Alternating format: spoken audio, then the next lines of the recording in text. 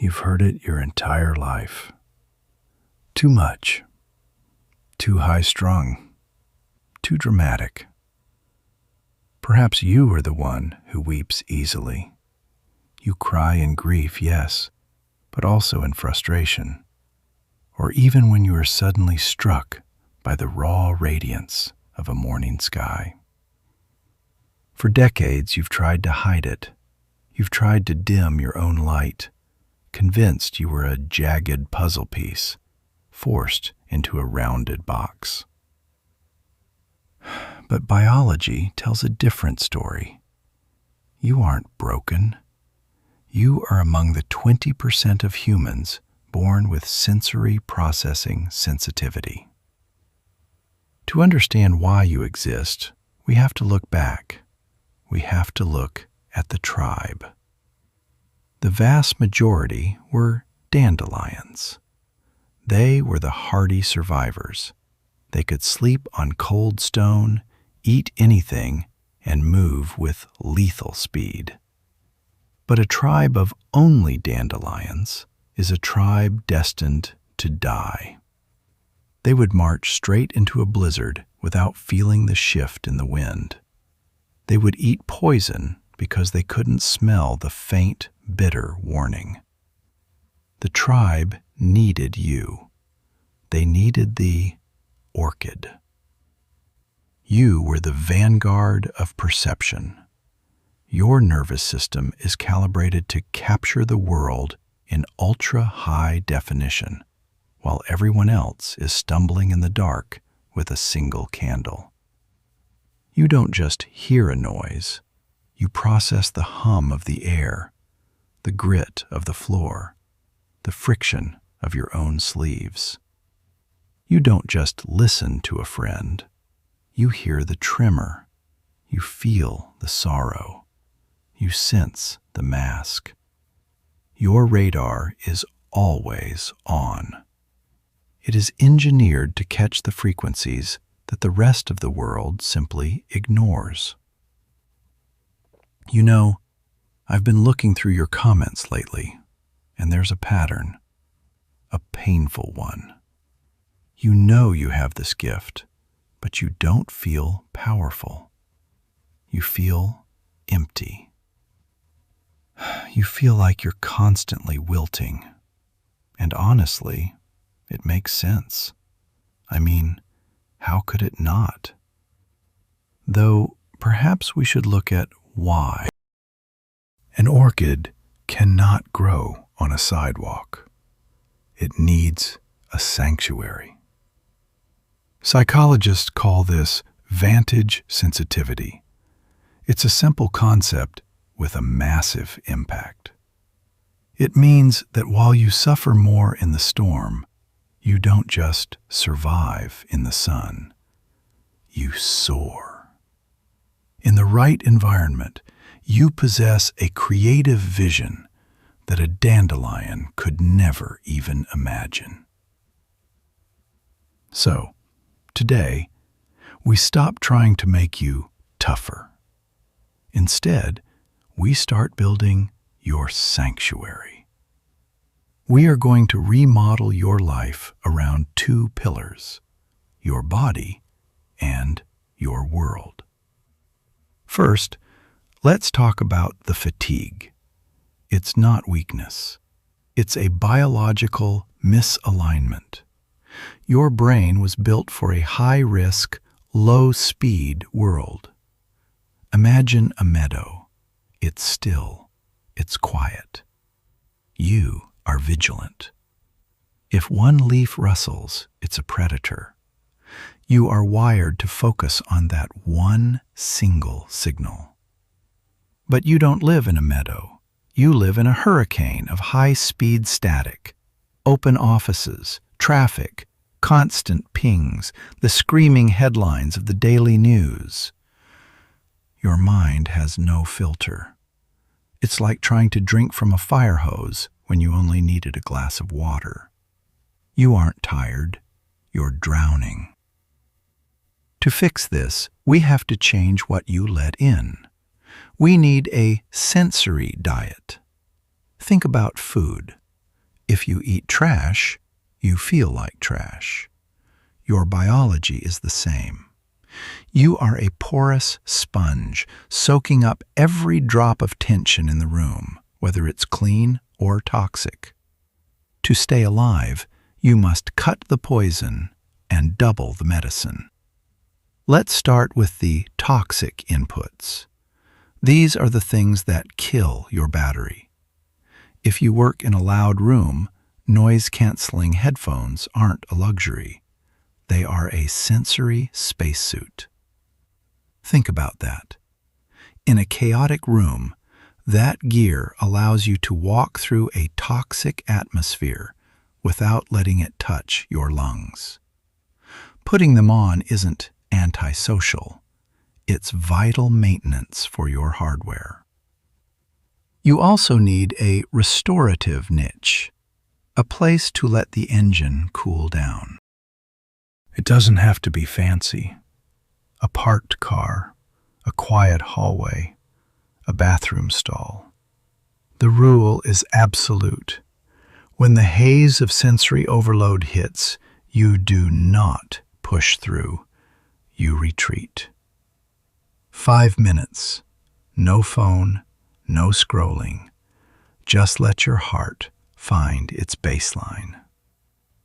This is how you stop the mid-afternoon burnout before it burns you down. Now, the medicine. The enriching inputs. This is what most sensitive people forget. You can't just turn off the noise. You have to turn on the beauty. For you, aesthetics are not a hobby. They are the oxygen in your tank. Without them, you are just holding your breath until you pass out. An enriching input is a signal of safety. You need visual vitamins. 10 minutes watching the way natural light hits a wall, or the intricate geometry of a leaf. Your brain starves for these patterns. You need tactile support. Fabrics that feel like a sigh against your skin. You need auditory healing, the rhythm of a thunderstorm or the steady hum of pink noise.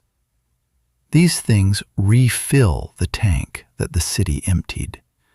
You have to schedule them, just like meals. And if your phone makes you feel exhausted, that's because it's a cognitive ambush.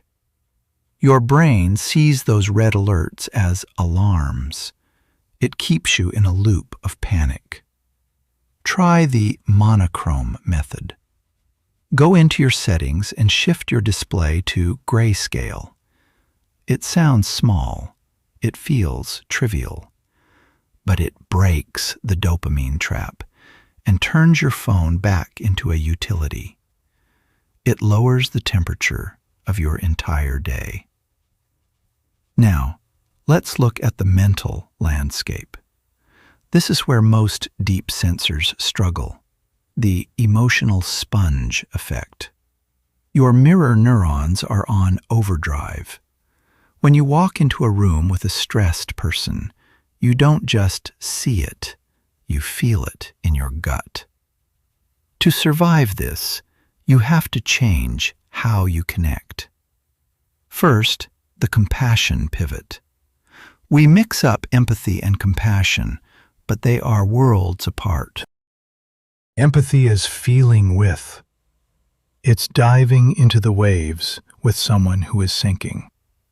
If they go down, you go down. Compassion is caring for.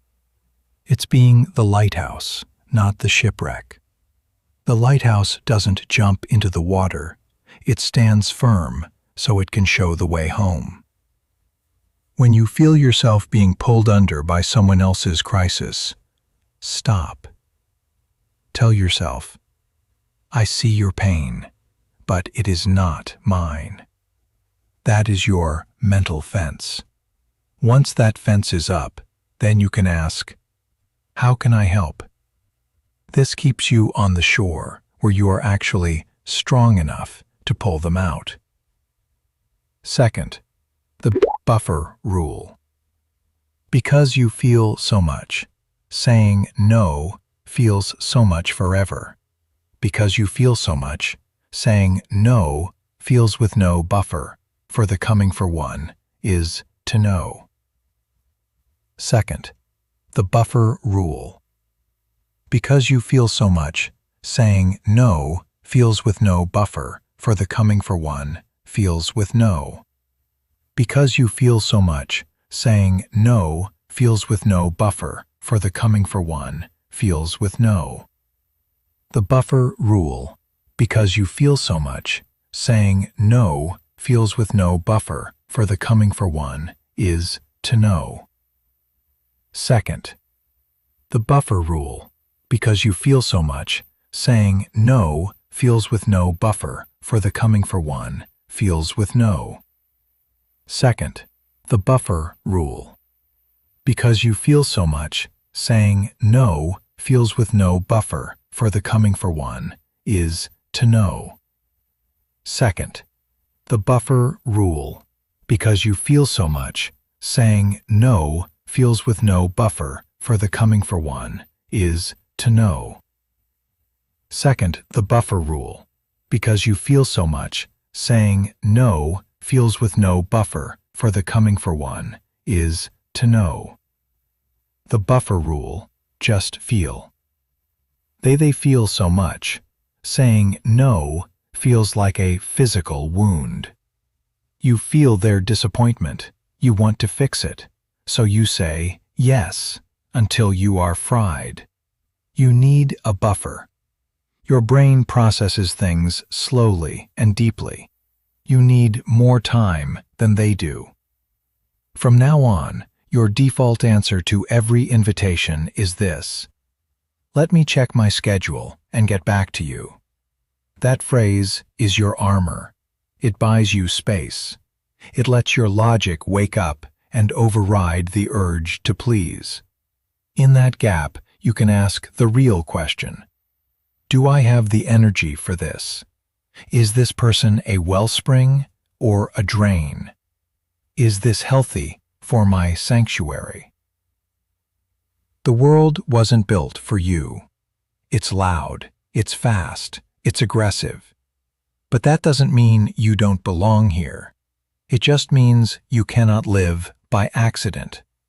You have to be the architect of your own reality. You have to be ruthless with what you cut and intentional with what you seek. This isn't about running away from life. It's about fueling yourself so you can finally participate in it. When you build your sanctuary, you stop bracing for impact.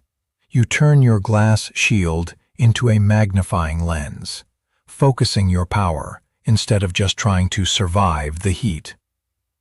Start today. One shift. Get the gear. Find your quiet spot. Use the buffer rule. You aren't broken. You're just high resolution. Actually, that's the whole point. We don't need to be tougher. We just need to be ourselves.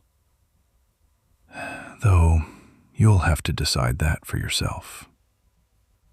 If this resonated, follow the path of the deep sensor. Let's build a reality that fits us, together. I'll see you in the next chapter.